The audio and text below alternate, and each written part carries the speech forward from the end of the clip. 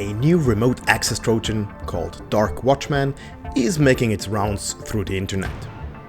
The remarkable thing about this malware is that it is using some fileless techniques and is mainly created in JavaScript.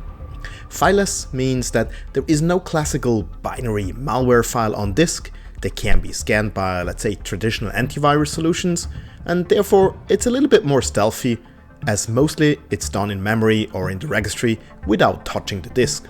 But of course, there are still some files and scripts involved in the overall process, so technically speaking, it's not really fully fileless. This technique is not new either. For example, the Kofter malware has used similar techniques about 5 years ago, but they still work fine and of course make it harder to detect.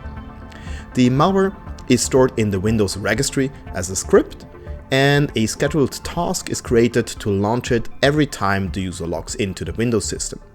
The Remote Access Trojan comes with all the functionalities that you probably would expect from such a malware. It can download and execute new payloads, it can execute custom commands, it can upload files to the command and control server, and it can even update its own code. And yes, it also has a keylogger, which is stored as an obfuscated C# code. When started, a PowerShell script compiles the source code of the keylogger using the legitimate .NET CSC.exe file, which is based on Windows.